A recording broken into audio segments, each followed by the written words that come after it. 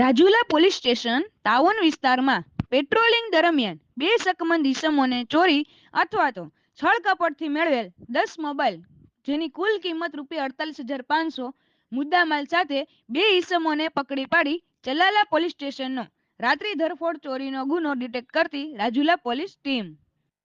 Bhavnagar range IGP Shri Gautam Parmar સાહેબ નાઓએ Bhavnagar range જિલ્લાઓમાં બનતા મિલકત સંબંધી ગુનાઓ ડિટેક્ટ કરવા સૂચના આપેલ હોય અને અમરેલી પોલીસ અધિક્ષક શ્રી હિમકરસિંહ સાહેબ તેમજ મદદનીશ પોલીસ અધિક્ષક શ્રી વલયવેદ સાહેબ સારકુંડલા વિભાગનાઓએ મિલકત સંબંધી ગુનાના આરોપીઓને શોધી કાઢી તેના વિરુદ્ધ કાયદેસર કાર્યવાહી કરવા અને વણશોધાયેલા ગુનાઓ ડિટેક્ટ કરવા સૂચના અને માર્ગદર્શન આપેલું હતું.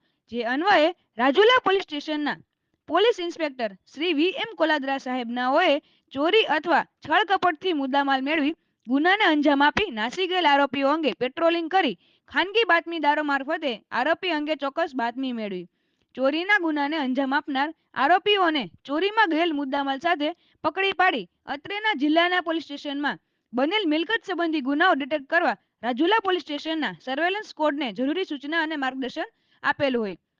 જે અન્વયે પેટ્રોલિંગ દરમિયાન ખાનગી રાહે બાતમી મેળવી બે શકમંદ ઇસમોને ચોરી અથવા છળકપટથી મેળવેલ કુલ 10 મોબાઈલ સાથે પકડી પાડી ચલાલા પોલીસ સ્ટેશનના ઘરફોડ મોબાઈલ ચોરીના અનડિટેક્ટ ગુનાઓનો ભેદ ઉકેલતી રાજુલા પોલીસ ટીમ.